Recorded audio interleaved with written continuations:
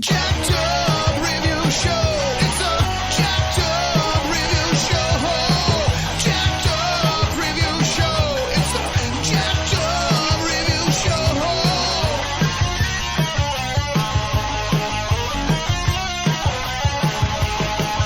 Join us as we cover many an insane movie and numerous cult TV phenomenons. Are you ready to get jacked up? Are you with us? Then listen on. Listener discretion is advised. It's a jacked up review show. It's a jacked up review show. Jacked up review show.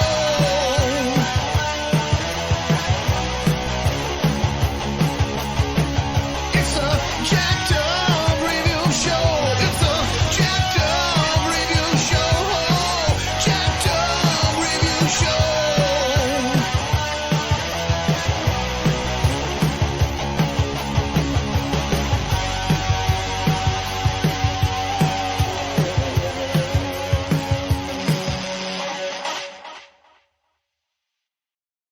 Okie dokie, another excellent episode extraordinaire. We got HBO documentary filmmaker Robert Cohen.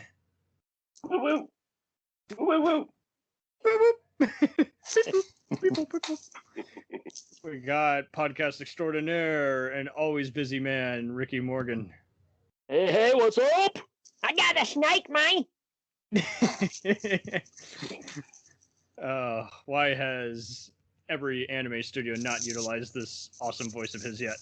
And we got photo riffster Tom Lindaman. Reports of my demise have been greatly exaggerated, mostly by myself. Nice. Damn. And we got the Nightmare Nerd himself, Daniel Reviewer Ryan. Greetings, horror projects. All right, perfect. So, as we always do, it's a casual roundtable talking about a cult filmmaker or cult franchise. In this case, it is the former. So, I'm going to let the first timer go first. Robert, what was your introduction to Mr. Argento, the Italian Giallo filmmaker? Yes, good story. So I was in college at the University of Arizona in Tucson, and I took a class on art history of the cinema with a teacher who was an actual archaeologist who went and did digs in the Middle East, sort of, I don't know, Indiana Jones or whatever. But he wrote 2 books about film, one all about the director of Daughters of Darkness. He did a whole book on that guy. Oh, nice. Great movie. And then his other film book is called The Death of the Horror Film, but it's really just about the influence of art history on horror films. And he showed us 4 Flies on Gray Velvet in class. Nice.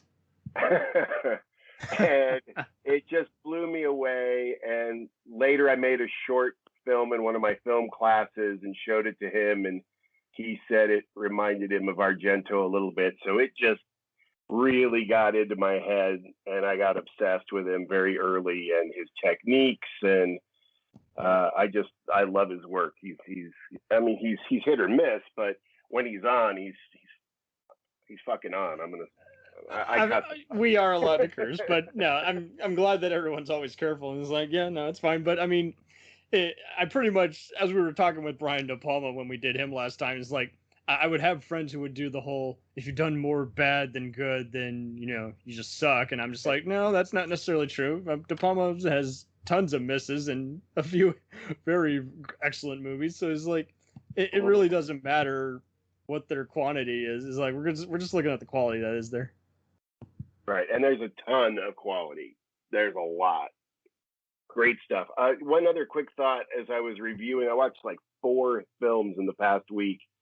And it just to refresh my memory, because I can watch them and a couple of years later, I don't remember who the killer is. I can watch it over. Right.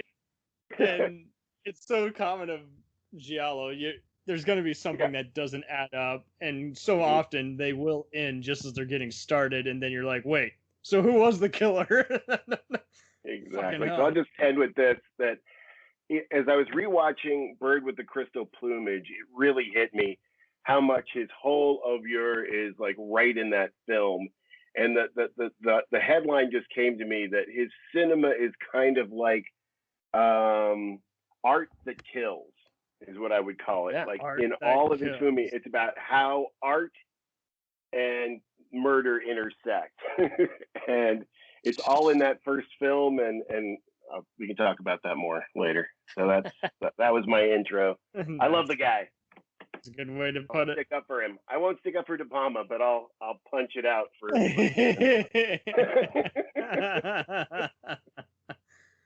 Oh, Ricky, I'll let you swing away at this.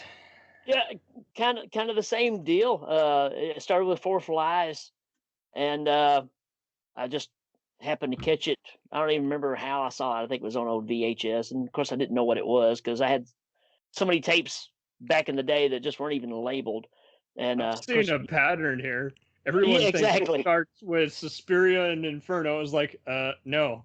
Argento's been working for years in Italian film and TV. Right. And that just led me into just, getting more into his work. And there's, all the way up until, the late 80s, I don't think you can go wrong with any of the stuff he did, but it's just, he was such a game changer for a lot of things. And we'll talk about that, I'm sure, as we go along. But yeah, it started with Four Flies for me. And my favorite quote is kind of like what Rob was saying earlier. I heard somebody say once that take David Cronenberg and put him in the blender, and you get Argento. Nice. Oh man, yeah, he is a trip, and I don't think anyone can even recreate his stuff. And this is kind of where I just go back to homages versus influence. Is like, I mean, definitely he was influenced by various, what scared him, what freaked him out. So I mean, why try replicating it? Especially when you see him just come up with a story and give it to someone else who basically he was mentoring. Yeah. Take away. Alrighty. Tom, what was your experience with Dario? I'm sort of a latecomer to this. I've been a fan of bad Italian movies for a long time, thanks to Mr. Science Theater 3000. But I kind of came to Argento through another Italian, Mario Bava. Oh, there you go. Yeah. So it's like, okay, I kind of like his stuff. Now let's kind of see about Argento. Okay, well, and just looking over some of the stuff, I'm really impressed with how he can generate the same type of movie over and over again, just with slight detail differences, and really make them enjoyable. Yeah, and I mean the mystery and is already complemented by his soundtracks, and more or less you're also just kind of he's inviting in all the unexpected, so it doesn't feel like it's not really paying off. He's going there on full blast, and more or less you can just tell he just loves studying more than just like the macabre or just anything else that just disturbs us as a whole. I'm sorry, macabre? I can't pronounce to save my life. Anyway. Macabre. Yeah, there you go. But I like macabre. I think for the rest of the show, we all have to say macabre in honor of Cam. Just rub it in my fucking face. That's fine. I like it. I like mine with cheese. Macabre and cheese is excellent. So tired of not having any sleep. Anyway. Yeah, he was pretty easy to mix up with a lot of those other guys. It's like, no, he's not Injo G. He's not Michael Sayalvi. He's not this guy. He's Argento. And I think it's interesting how he kind of has multiple different claims to fame. Those who haven't been watching any Giallo have probably his most seen movie is probably Dawn of the Dead, which, like composing it, consulting the script, and marketing it there in Italy. Editing in Europe. Yeah. He did some, Taking out the tongue-in-cheek humor. Oh man, oops. And inspiring an unrelated and name only sequel. We talked way too much about it last episode. Daniel, what was your first encounter with this man? Well, I'm going to go the cliche route and say it was Suspiria. First became aware of it from the old AMC, top 100 scariest movie moments of all time marathon. And Suspiria was listed on that, and that made me curious, so I looked it up. And from there, it just kind of snowballed. Perfect. And his movies are pretty easy to come by. It's just you'll always find them in like DVD packs and everything. You know, even before we had all these Blu-ray discounts. And everyone, I think, kind of, even though he's one of the many masters of horror, it's kind of wild how everyone forgets. You do know he started out with just commando warfare and spaghetti westerns. Hey, everyone's got to start somewhere.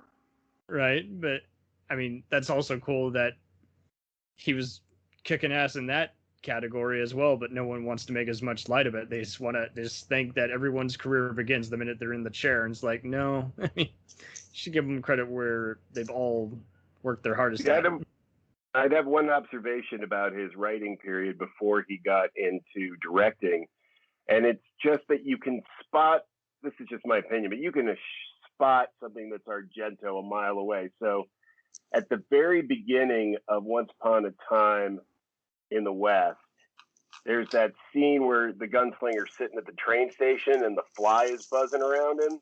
Yeah. And then he catches it in the barrel of the gun.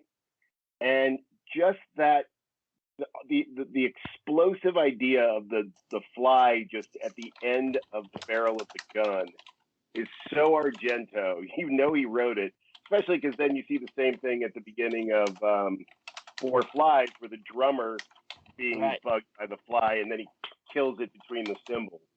It's just perfectly him.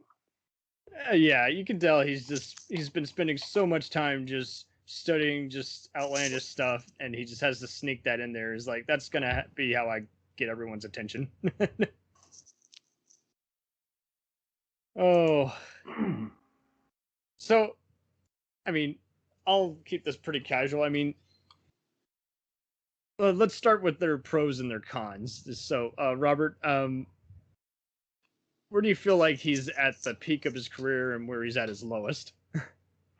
All right, well, I'm going to stick to the pros and just say, yes, there is a point where, for whatever reason, his later films tend to not be as tight and unravel and just are not as good as a lot of his earlier work. I liked Mother of Tears a lot. I thought it was, just cheesy enough and fit in really well with sort of culminating the Mother's trilogy.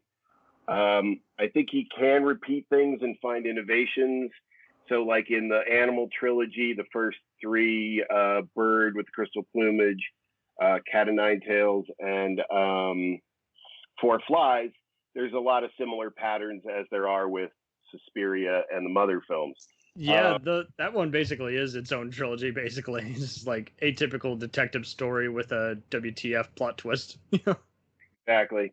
So where I think he really excels, I just made this note, like, he's fascinated with art and he's trying to deal with that in his movies.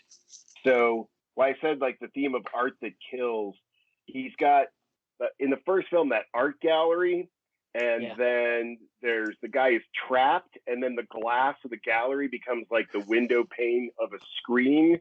So he's playing with the idea of the film being there. And then in many films there's light bulbs, and when the light bulb gets smashed by the razor, it's almost like, he's killing the light of the film and the film is murdering. It gets dragged out into the fact that he produced demons, where literally the actual cinema becomes the place where you put on a certain kind of mask and then the film itself takes you over and kills you. It's in the paintings in Bird and the Crystal Plumage. There's that murder painting. There's a murder painting in Deep Red. Yep. So he's got all these paintings. There's two murderous sculptures in the early films. And then all of his protagonists are artists. They're either a writer, journalist, musician, dancers. So he's very much playing with like not just making horror films, but making horror films about how art and killing and murder and all these things that make us vulnerable as human beings interact. And I just find it all fascinating. I love it. The ending of Tenebrae. I mean, that's another example too. Yeah, exactly there. And at the end of Bird with Crystal, is it Bird where he's in the gallery and then there's that spiky sculpture that comes over. Yeah, they're crazy. It's like the art is going to kill you. So go see. So go see my movie and and maybe you'll come out alive. Hopefully alive, yeah. Be comparable. We don't want a movie to be like The Ring where it just kills us after we watch it. Yeah, now that's not as much fun. That would suck. That's what Pauly Shore movies are for. Oh. See, those don't kill me. They make me want to kill. And They made 6 of 1. For a sec. There you go. You could write for Argento's next of kin if he's got any other cousins or friends wanting to get into here. Watch me kill. So Ricky, the other area where he excels is who else would have the balls, let alone the ability to step in and replace Morricone by doing the music himself. Yes, exactly. And really, let's face it, we're still feeling the vibrations from that now because it's kind of passé now. But he was really the first one to break away from a composer and say, "Hey, I'm going to take this rock band and turn you into legends." Right. Yeah. Totally. He just had courage. He really did. You can see the influence on Carpenter doing the music and all the way. Without a doubt. Halloween is influenced by Argento so much. Yep. Absolutely. And I mean, it's as much the star, and I mean, you just can't have a good movie without good music. So I mean, more or less, I mean, he essentially just shows that if you got to supervise anything, you got to supervise the best areas of a film that are going to create, again, just an unmistakable signature mood and tone. Yeah. And no, you're right. Go ahead. I was going to say, you're right, Cam, because his music is a character. Like any other movie, the music is there in the background. But when you see Suspiria on the big screen, that music is cranked up loud. Oh, yeah. It's in the forefront. I mean, how could it not be? I mean, you have to. I mean, and it's just so wild how he's supervised numerous director's cuts of his work. And I think, anyone have any background on why he was just so good at just translating his various movies and not letting them be wrecked by, redundant, generic American retitles, like Deep Red, for instance, is retitled The Hatchet Murders, which doesn't give you any kind of suspense for what you're in for. It just sounds like a hackneyed, no pun, slasher. I want to say that all had to do with the independent distributors of the movies of the time. So I think when they got a hold of them, they could actually do with them what they wanted. I think it sounds crazy, but why would a movie have 5 different names? Right. And it seems like he's just been able. He clearly speaks both fluent, Greek and English, but it's just cool to just kind of see that kind of rare transition, just embracing fame both, overseas and in your native country. Well, you think about Phenomena, and how do you sell that in America? Well, we call it creepers. So there you go. There you go. Perfect. Well, how else can we do it? All right, Tom and Daniel, I'll let you guys weigh in just on pros and cons. Well, the one thing that kind of stuck out to me, especially listening into the conversation here, is he has the soul of an artist. And I think that comes through with every little detail that he puts into his films. The music, the ability to use art, just different aspects of it. There's only one other person I can think of, and right off the top of my head, that went to that level of detail, and that was Patrick McGowan. If you've ever watched The Prisoner and watched the episode that he directed, you can see every little detail was planned out, and he would just go on and on to make sure that it was up to his standards, which were well above everybody else's. And to me, that speaks to me as an aspiring and not quite starving artist, but close enough for government work. Right. Oh man, I think you could also say, okay, so pro for me is definitely Deep Red. I love the shocking finale of that one, and like you say, I mean, he's definitely at his most. I don't want to say he's at his most artistic, because he's pretty artistic with everything he does, but there, like you say, like his scenario just really is complemented by where he goes with it in the second half of the movie. Really, I mean, I guess you could say he's had a good working style. Obviously, it was kind of a mistake for him to just kind of have his daughter, in some of his movies, because she just wasn't really ready for that kind of fame and the disturbing content he was putting her in. So I guess you could say that was a small con. But I guess you could say he's retired at this point. He's not really involved anymore with film. He feels like he's had enough of an awesome, lifestyle, especially with his band Goblin. So I will say that Dracula 3D was not a way to go out on. Oh no! No. I don't know. We what can that all movie is. agree on that. I don't know what that is. Oh. Going out with a fart instead of with a symphony. That's something you'd possibly see in Monster Chiller Theater from SCTV with Count Floyd.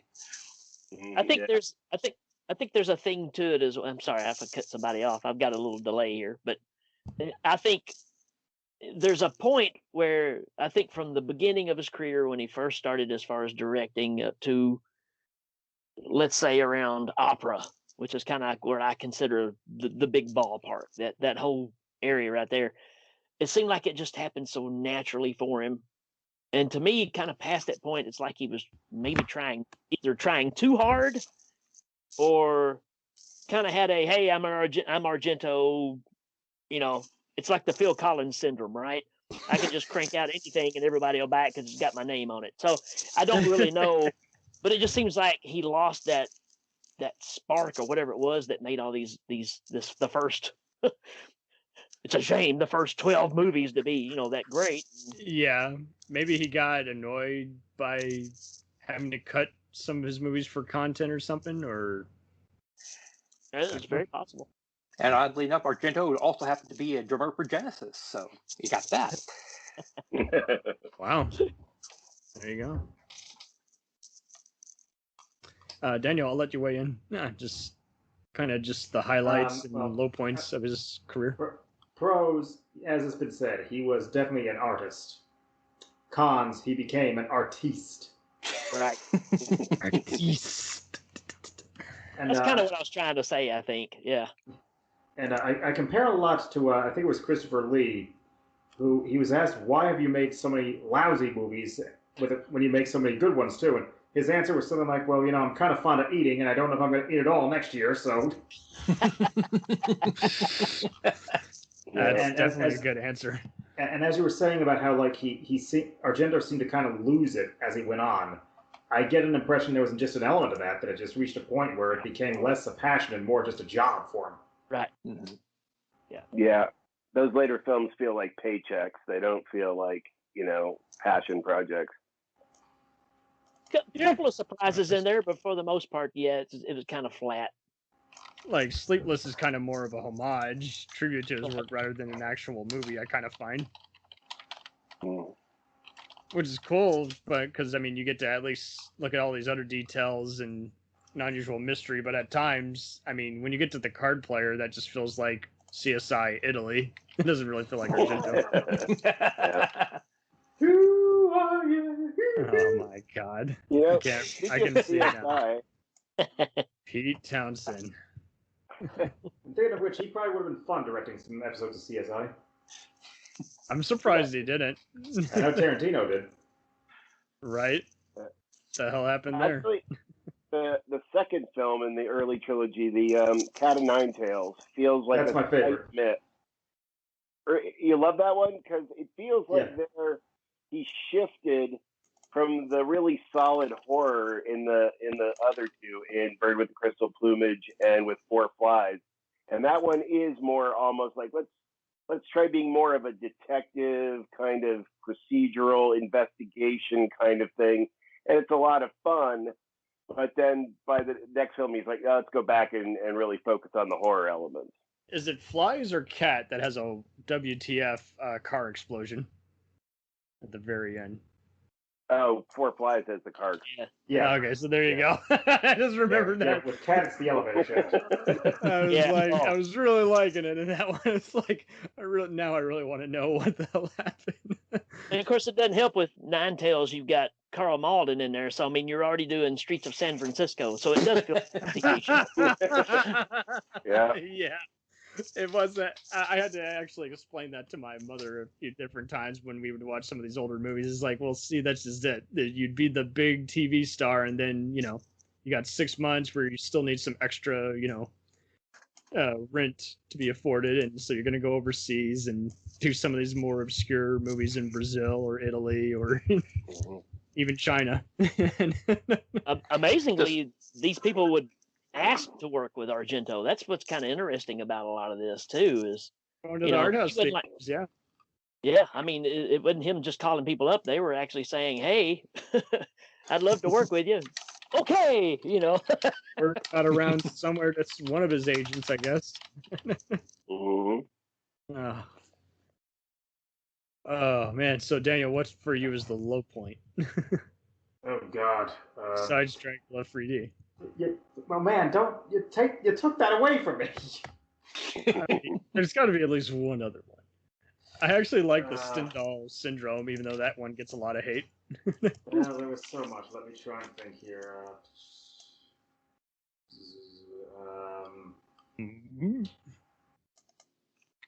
Honestly, probably Masters of Horror, the ones he did. Forgot about that. That show was on for quite a while, and then it's like everyone forgot that so many people worked on it. It just seemed like a lot of episodes. Yeah, there was a lot of talent on that, but I mean, this was definitely not his proudest moment. Like Joe Dante had like 3 episodes, and I remember one of them being like, "That doesn't feel at all like Joe Dante." Because the one he did, I believe it was the one that had Steven Weber in it. Yeah, Jennifer. Yeah, that's it. With the woman with the deformed face. Yeah, because he did 2. He did Peltz and he did Jennifer. Yeah. Peltz had meatloaf in it.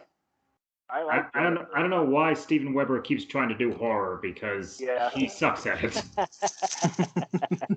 I think you can blame Stephen King for putting him in all his adaptations. I don't know. That's what always gets me.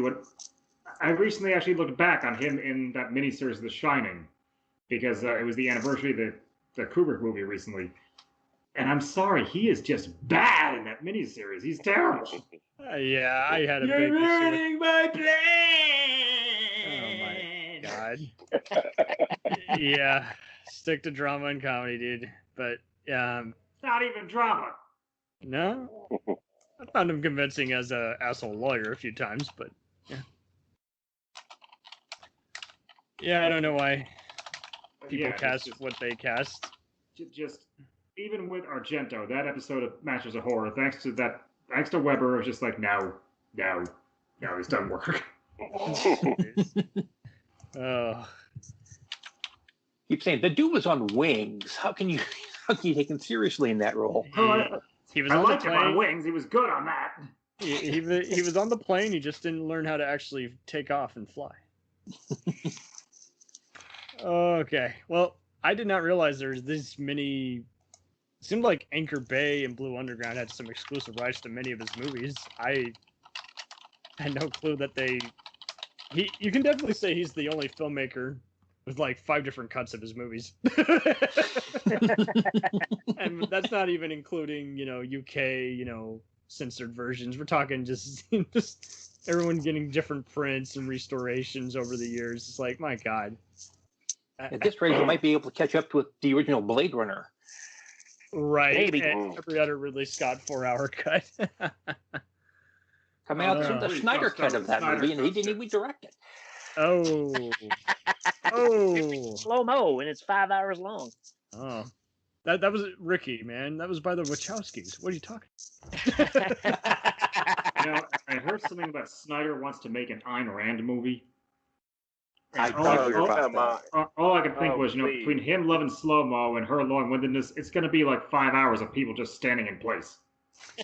Next internet forum argument in 5, 4. The only way you can make it slower would be to get Tommy Wiseau to do his own ad-libbing, and for William Shatner to play one of the characters, period. Oh, perfect. I'd watch the shit out of that. I just put the Tommy Wiseau in the Ayn Rand movie. That's He is an alien after all. This is true. Isn't it wild how he and Greg Sestero decided to come together again and say, how about we do 2 movies, and this time let's actually make them be good this time. I'm like, are you shitting me? Okay. That's not why we go to you. I thought you gave up acting. That's why you did the book and the press release and embraced all this secondary fame. Whatever. Oh, people and their career twists. It's got to be a weird one. Freeze! Oh, God. So, what's a movie that Dario should have done, but which he didn't? Like, Romero was supposed to do, George Romero himself was supposed to do a remake of Deep Red with Dario supervising. I think that would have been fun. Well, I know one that he almost did that it's a good thing he didn't do. In 2014, he was slated to direct The Sandman with Iggy Pop to star. Oh, yeah. I forgot about that. Oh, my. Raftian gods. Thank God that Gaiman held that off, and we're going to get the quality Sandman we deserve now. Iggy Pop. No, not even a Metallica reference. For shame. They'll enter in sooner or later. Oh, maybe. And we'll have to pay $25 for it. Oh, I take it back. Dracula 3D is not the worst movie he ever did. Fan of the opera. Pretty bad, yeah. Oh my God. And it is one of those you think, with all the other trashy elements, it would be a lot of fun. It's like, nope. This is a swan song almost. Nope. It's such a shame because Julian Sands was perfect to play the title villain, and yet it's just like, it just gets very confused. And even before the midsection, and you're like, what am I looking for? All right. Could you imagine him having directed Phantom of the Paradise? Ooh. We fortunately avoided talking about arguments about the merit of that on De Palma. So I didn't get to talk. That. I missed that episode because I was supposed to be on there, but Phantom of the Paradise is my favorite movie of all time. Oh, okay, perfect. And I'm not a fan of De Palma at all, but I love Phantom of the Paradise. Man, So, I do too. But I wouldn't want anybody else to touch it. You do a double feature of it with the Apple. Oh man. How about those tag team? break-in movies. Happy apple, snappy apple, rotten apple, mama's apple. It's like, what? Oh man. I can only imagine what it was like opening night. Oh gosh. Either of those movies. But the report was on the Apple that they handed out like free soundtracks of it in the lobby, and people were throwing them at the movie screen while the movie was going on. Oh, perfect. Not since the Rocky Horror Picture Show have we seen this much audience interaction. Jeez Louise. I did not know he was involved. Argento was involved with the Dead Space video game. Mm-hmm. Yeah. You can kind of see the influence there. Oh, totally. Especially the gore. And I know everyone thinks, oh, how can you characterize gore? Watch the movies. You haven't seen gore illustrated with this kind of persona before. Okay, so I'll let you guys weigh in. What did you think of the somewhat well-received Suspiria remake? I love it with a passion.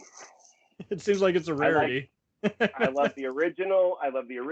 And the remake is so fucking brilliant. It takes the subtle themes of the original and forces them all out. It's an incredibly subtle film. You got to watch it carefully, but there's so much powerful metaphor and symbolism going on. And I know lots of people think it doesn't add up, but I think it's brilliant. And there. He was just the right kind of guy to do that. And I saw so many people, they will not touch it. They're just like, nope, hate remakes, fuck you, we'll never watch this. I'm like, well, see, here's the thing. This Luca guy, if you've seen A Bigger Splash or Call Me By Your Name, you know that he's pretty good at doing a lot of subtexted tragedies, with layers to it. It's not a remake. It's an homage. It's a re-exploration of the theme. That's true. It is a better way of saying that. But, I mean, more or less, I mean, I can't think of anyone else who could have, who just was in that kind of same kind of vein, in that same kind of modus operandi. Yeah. Yep. Well, I wish I could comment on it, but honestly, I didn't see it. Okay. I liked it. I mean, of course, Suspiria is not my favorite Argento film, so I never was super over the top about the original, even though I went and seen when they found the lost copy of it. It took me a few viewings because, like I say, the original dub was very heavily cut down, and I was like, I feel like I'm missing something. Right.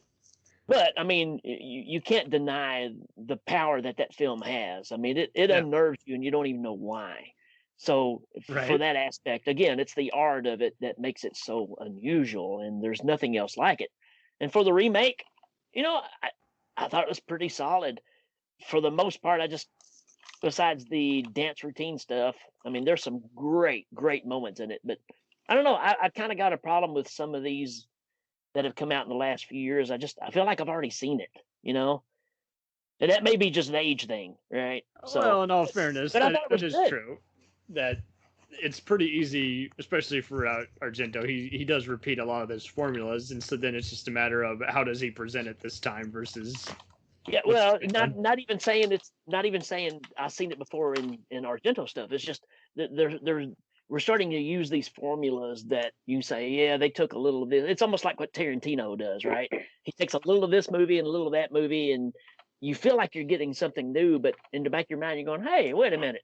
David Carradine movie, or whatever. Right. And I think go ahead. I've kind of got where when we're remaking something and that's the formula we use, it just kind of makes me go, yeah, okay. Did it have some awesome stuff in it? Absolutely. I mean, there's some incredible stuff that you can't get out of your head that you see in the remake. Right. But I don't know. Just when it was over, I was just kind of like, yeah, okay,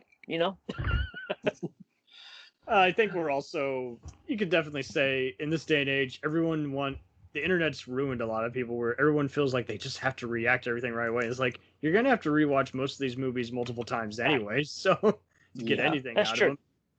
Why do I have, but my blog post is due by tonight. Who said it had to be due tonight?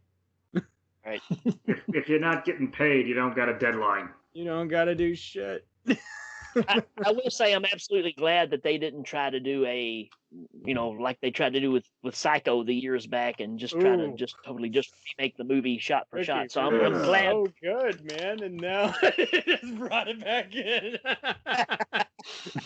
Well, you're so good at forgetting that, and then it always finds its way back here. Yeah. It's just that fact of there's no sense in remaking it if you're not going to take it somewhere. And I'm glad that they did. Especially if it feels more like a star experiment that isn't even really much of a movie, and it's more just let's see how someone reacts this way versus, hey, was this even a good idea? Yeah, I'm going to throw a name out there and see if it kind of fits here. J.J. Abrams.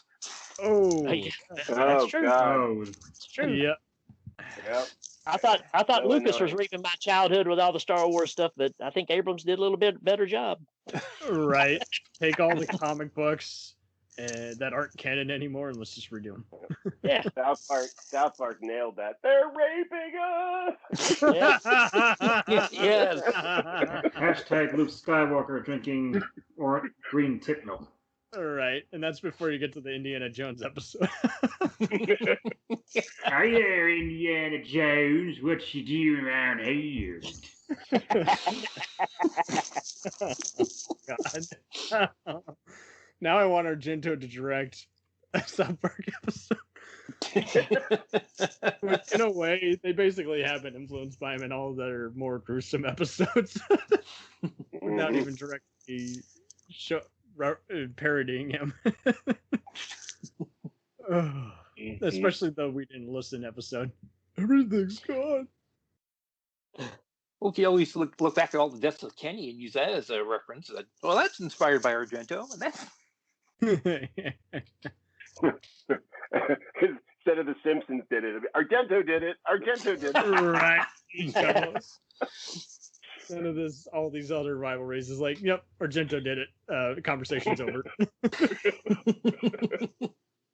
I wish every conversation was that way instead of this back and forth, Deep Space Nine versus Babylon 5. It's like, no, it's just one did it first and one did it better, and let's just fucking move on.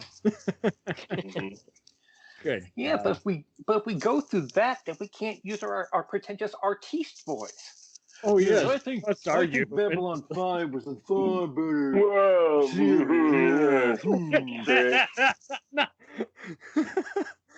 And meanwhile, grandparents are like, your food's getting cold. Come on downstairs now, damn it.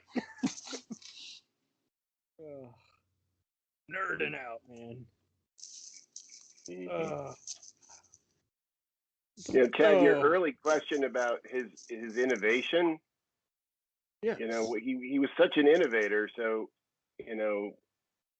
I've been thinking, because you asked that, all of us, how did he innovate? Because Giallo is totally what it is because of him and his early films. Oh yeah. And then one other thing that people mentioned when we were talking about the police procedurals and how it would have been to have him direct a CSI, there would be no CSI without Phenomenon. That was the original. Hey, let's look at how police forensics and bugs and all that stuff work. Like that was so original. Yeah, I can definitely see someone like Bruckheimer or even Tom Fontana when he was in between doing something like St. Elsewhere or Oz. I'm sure they definitely saw Cat of Nine Tails and definitely all those other 80s and 90s stuff. Just because, like you say, if he was, you probably wouldn't even have seen most of his stuff if Giallo wasn't a style in and of itself. That was, Italy's version of neo-noir, basically. Just like, we're going to do all these other kinds of material, and the style is now becoming a genre of its own. So go ahead. Go ahead. Yeah, I was just going to say, I love that Rob's given this great explanation of the greatness of phenomena as being this, without this, we wouldn't have these. But when it comes down to it, it's the one movie you're going to show people, because where else are you going to see somebody get their head cut off with a piece of sheet metal and then a monkey stab her in the face with a straight razor? I mean, come on. Yeah, that's true. My son calls it monkey revenge. He's like, yay, monkey revenge. I think I might even said this on the last episode, but show me something I haven't seen before and I'm yours. And I mean, Argento just does it every movie. Even if the dialogue sucks or the story's kind of wanky, you're gonna see some shit you ain't seen anywhere else. In a way, yeah, the monkey in Mother of Tears is basically a reference to Phenomena. You had me at monkey. Monkeying around. Oh, yeah, I mean, I don't think the average gory procedural would exist. I don't think some of these other psychological breakdown movies would exist. I mean, A24 definitely wouldn't exist. Yeah, I've seen it before. That too. Yeah. So many people don't. I think the Hollywood thinks that the young kids haven't seen it. So when a movie like Ex Machina comes out or Annihilation, they're all like, "Oh, this is so great," and I'm sitting there going, "I've seen this on 100 Twilight Zone episodes. There's nothing going on here." That is kind of my issue. Is it's like the average sci-fi or horror blockbuster that everyone loves to overpraise them is like, yeah, you do realize this was a radio drama at one point, or this was this was a computer game in the 90s. Yeah. Who hasn't said this? When did this movie become Wicker Man? Which one? No. I also been watching the Nicolas Cage version of the Wicker Man. Ooh. You do remember he was thinking of doing a remake / sequel to that in Japan. Wicker Man is one of my favorite movies, so yeah, that's persona non grata. Other than I like it when people scream bees. I think that's funny. I get burned.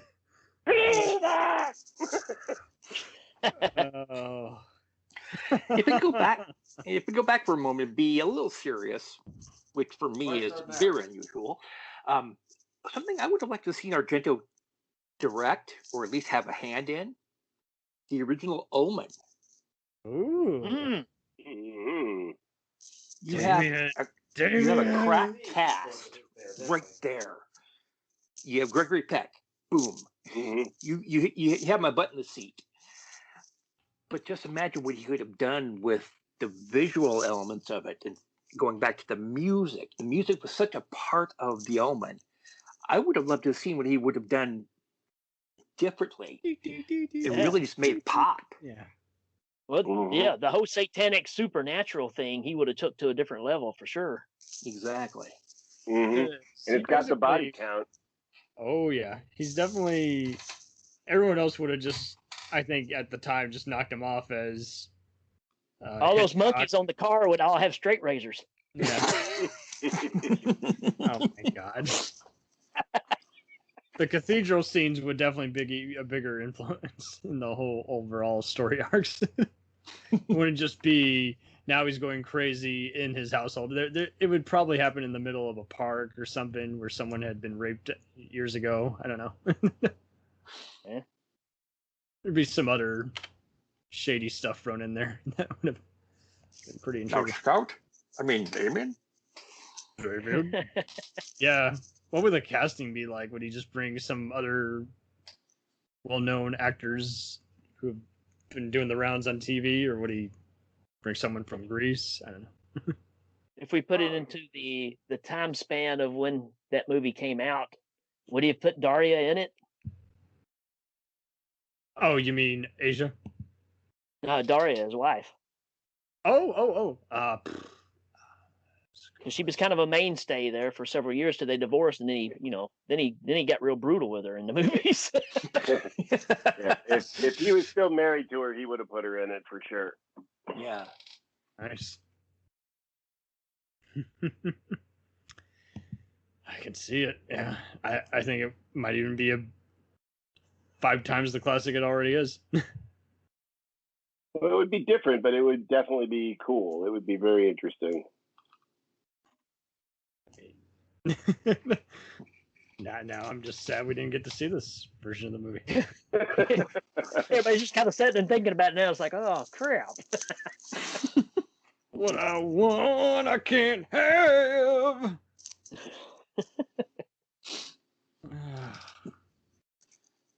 Daniel, you're too quiet there. Danny boy.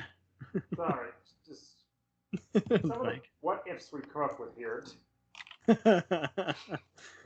I know it's hard to outdo that one. In all seriousness, like if you would put something like Edward Scissorhands into his creative hands, wow, that would have been quite something to see. He would have. Tim Burton would be like, he's taking my job. With Edward having being played by a monkey with straight razors. Yes. That'd be Edward great. Straight Razor Hands. Who would voice the monkey? Straight razor hands. Yeah, Bobo Straight Razor Hands. I love it. Oh Jesus, that's great. You know what? After this conversation, I'm going to revise my initial statement. There's one hard and fast rule I have is if you ever want to make a movie great, put in monkeys. Mhm. Now I'm throwing in monkeys with straight razors. Yeah. Yeah. It's a given. Gone with the Wind. Monkeys with straight razors. Yeah. I would have Grapes of Wrath. Monkeys with trailer. Straight Razors. Well, I mean, when there was Why's all the tire this flat talk- on the car again? That damn monkey.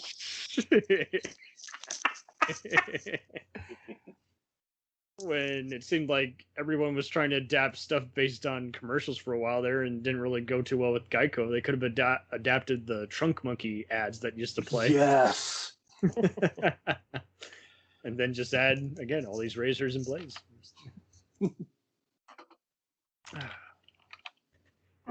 So just to bring in a side element of another one of his great accomplishments, and just to bring in another director for a sec, I didn't know this until I was doing a little research for the show. He did the music for Martin, George Romero's Martin, which is one of my absolute favorite films. And the music in that is great and very different than the Goblin stuff. Very, very beautiful score. And what a shame that the distribution was really fucked over here with the US. Like, it's really hard to even get a home media release of it. Yeah, and what I wouldn't give to see the unedited version, like it was supposedly like there's an hour of lost footage. Yeah. Or Snyderverse. That film is so great. It is. It really is. Because, I mean, you see that influence in any movie where they're trying to humanize a vampire or a zombie, but it's like, yeah, but I mean, this movie's more Frankenstein than even Frankenstein. That's Frankenstein. I rewatched Martin with my girlfriend recently, and I noticed so many parallels with the show Dexter. That he kills with a syringe. He lives with an older relative who gives him a code. He has to only kill within certain areas. Like, there's tons of parallels with Dexter. There's definitely a lot of Showtime shows and FX shows that are definitely unmistakably Giallo inspired, Nip Tuck, all those other shows. It's like they were watching those. That's basically all they were watching. Just getting some ideas.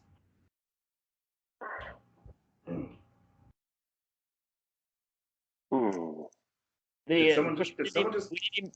didn't even bring up the Two Evil Eyes in all this either. So. Oh, that's right. Romero and Argento together. I've struggled with that one, but I'm due for a rewatch. But I liked how the 90s just carried on what the 70s and 80s were doing, where they just had anthology movies. Yeah. Multiple creative interests and similar themes. I don't think I've ever seen such bizarre cat eyes in a movie, though. True. Let alone how Harvey Keitel's character in that movie ends up at the end. I'm sure he's got a funny story that he only tells his best friends over gallons of wine. There was a story of he had stipulations that had to happen when they were making the movie too, and one of them was he could not be around the severed head of his. and they asked him later on, it's like, oh, what was the deal with that? He's like, it just creeped me out. Well, why wouldn't it? And that's just fair enough. Like, jeez. He's the wolf. He solves problems, except his.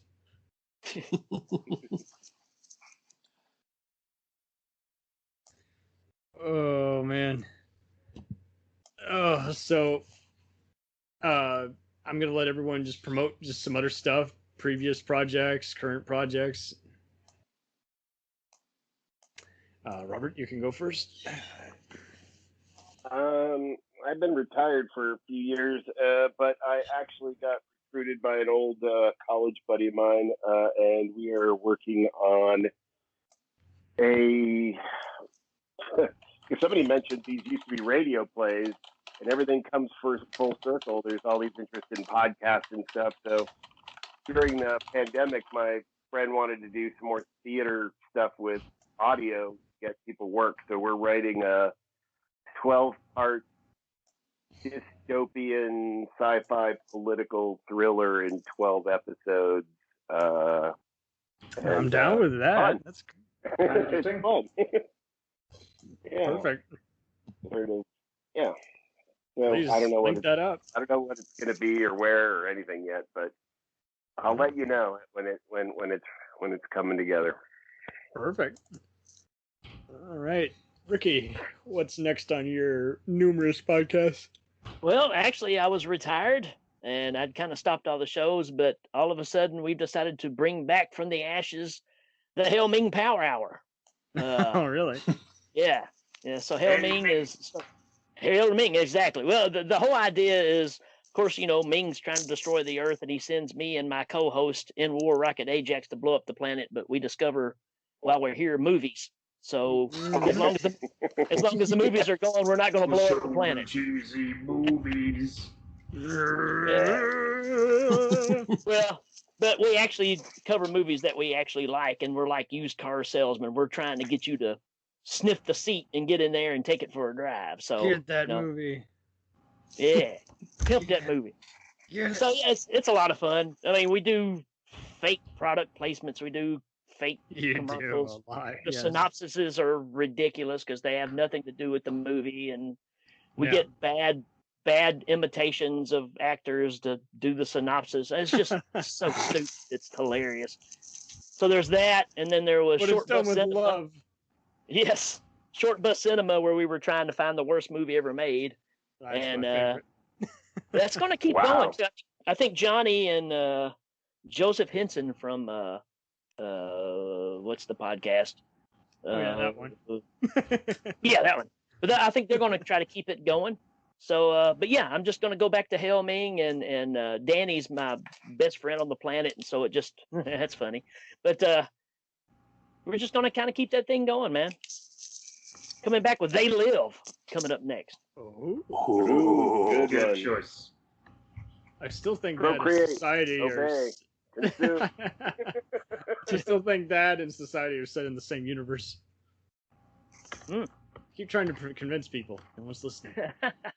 Just like that movie. You don't, No one's listening. you don't run out of bubble gum.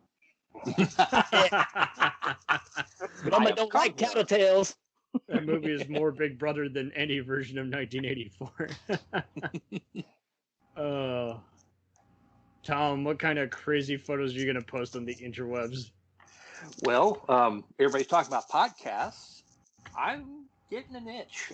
There are a few things I've really thought about, and maybe try to dip my toe in the world of podcasting if I can figure out A, if I have the time, B, if I have the equipment, and C, if I have the interest.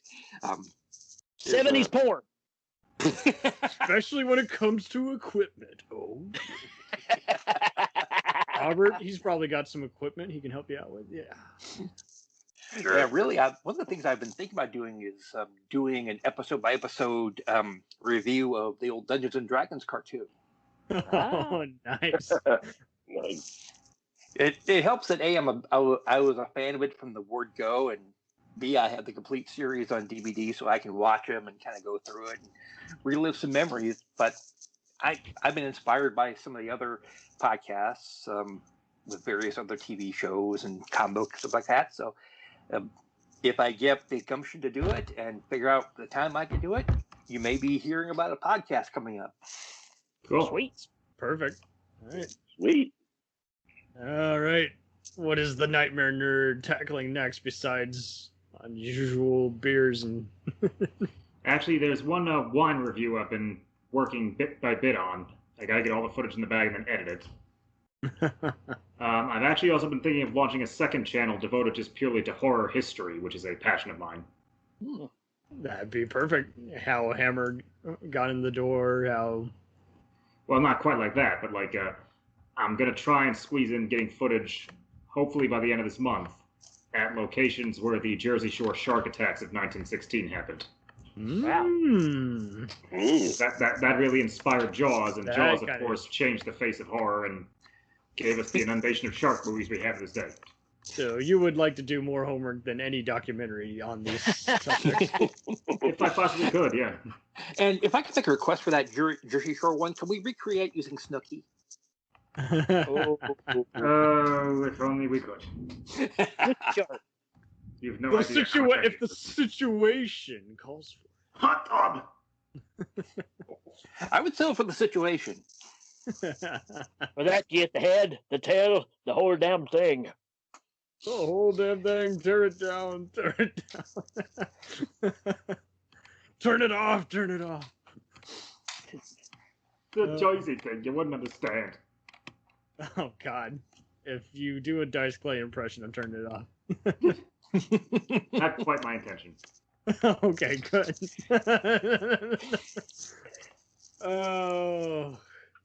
And we'll probably be doing some more cult franchises on here. We'll definitely keep tackling more filmmakers who don't really get as many tribute episodes soon. And with that, that's all, folks. Thank you all for your announcements and your weighing in on Dario. Yeah. Thanks kindly. Woo, thank you. We'll return after these messages. Hey, feeling down? Feeling low? Not enough podcasts about movies in your life? Why not try They must be destroyed on sight. the new Podcast Cure-All? Sure to get you right with the world and on a path to better living. We have exploitation, we have Italian horror, we have zombies, we have slashers, we have crime films, we have spaghetti westerns, we even have sci-fi and sex comedies. So take a dose of They must be destroyed on sight. as needed, and let the hosts, Lee Russell, Daniel Harper, Paul Romali, and the odd guest host cure what ails you. Warning, may cause atrophy, African consumption, black fever, bone shave, chin cough, colic, cramp colic, dropsy of the brain, elephantitis, grocer's itch, jaundice, mania, miasma, mortification, palsy, Pott's disease, rheumatism, scurvy, St. Anthony's fire, summer complaint, and worm fit in some people. Consult a physician before listening.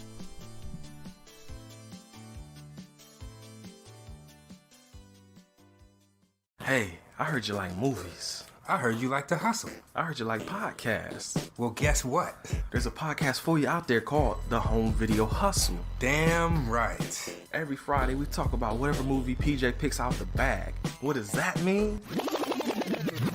Every Wednesday on our YouTube page, I put a bunch of movies in a bag, and PJ picks one out at random.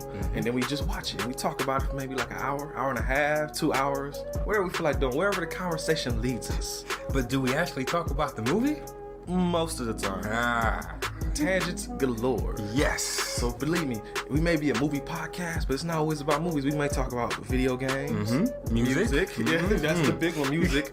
Sometimes we might get a little bit of politicalness in there. Yes. Sometimes we may just, we know what we like to do. We like to tell stories, PJ.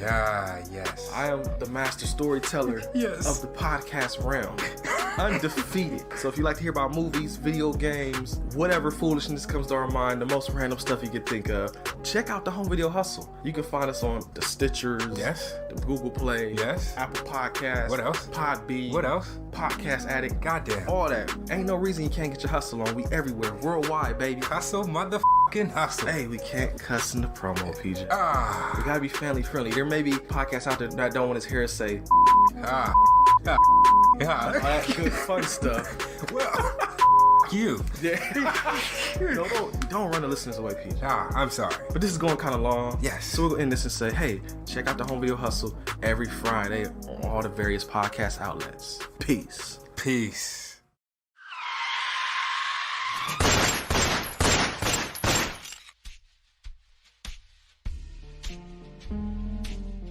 As far back as I can remember, I always wanted to be a gangster. And while Witch didn't make it to the top of the world, he did make the Gangs of Hollywood podcast. So join the gang and enjoy a movie review podcast about movie gangs, gangsters, mobsters, and the mayhem they cause. You can find GOH Podcast on Facebook, Twitter, and Instagram. at GOHPod at www.gohpod.com, as well as your favorite podcast listening app. And remember, say hello to your little friend for me.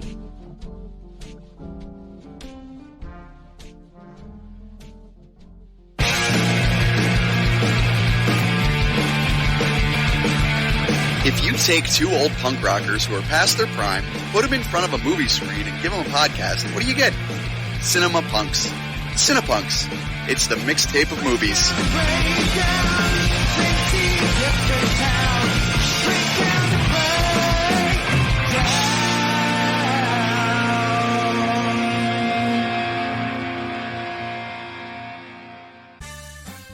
Did you ever see a film at such a young age it left you traumatized with cinematic wounds?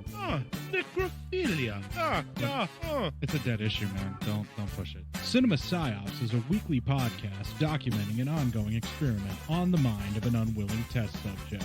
No one should have to watch this movie. Oh, no one should have to watch this? No one should have to watch this movie. Surprisingly, it's not a topic that a lot of people really want to tackle. I'm shocked, prudes. I know, really. Right? It's the next sexual frontier that no one wants to explore. I am, in the most sincerest of senses, disappointed in you. It takes a powerful goddess like Connie, jam her arm down the monster's throat and kill it. Oh, I'm still tripping out over that. Even as a kid, I was like, I gotta find a girl like that. Every week, I get a new look of disappointment that I never thought I could get out of it. Unimaginable. At 12 years old, you should not be watching this movie. Obviously. At 13, you should not be. 14, you shouldn't be. I'm not entirely sure even 17-year-olds should be watching this. Just because you're offended by something doesn't mean that you have the right to demand that it doesn't exist. Watching this film again, I had all of this like little nerd glee with everything that kept little popping history up. doll popping up absolutely. at you. So I totally loved this film. Hey, I know why you couldn't see that. It's because your brain's warped from watching this shit at 12 years old. Yeah, this is a rough movie. I told you ahead of time when we were getting ready to do it that it was How going to be a did you rough watch one. this shit at 12? Because physical wounds heal, cinematic ones don't. Listen to Cinema Psyops.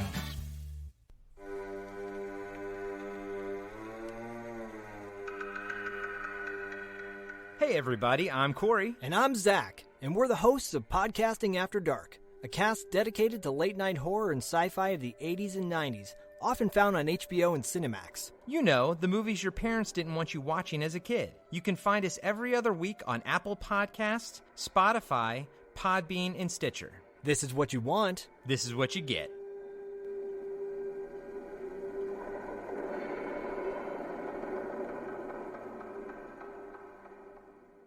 It's time, let's check our queue, baby. Pair it with a couple brews, baby. We love good movies.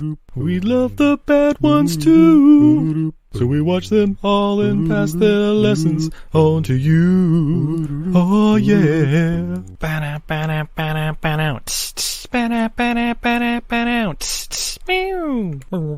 Everything I learned from movies helps to make life a little bit groovy.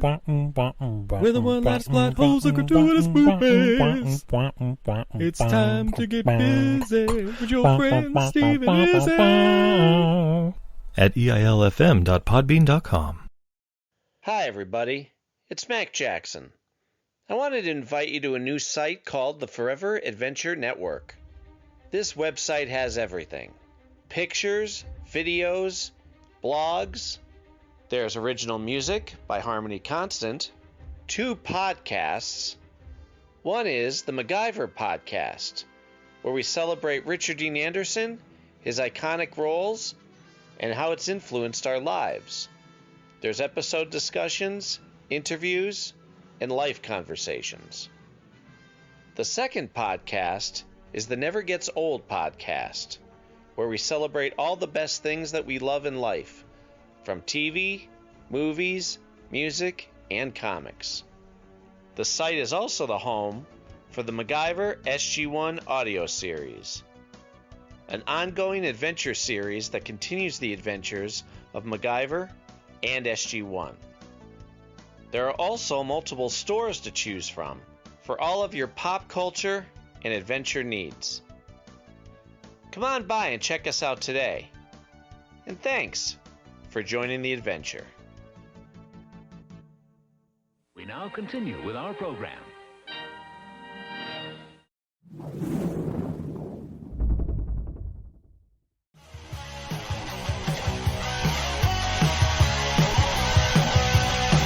Follow us on the web on Facebook, Twitter, and Instagram. The podcast is available on Podbean, Spotify, iHeartRadio, Anchor, Apple, and anywhere else podcasts are available. Feel free to review our show and leave comments on any of those sites. Thanks a million for listening. It's a jacked up review show.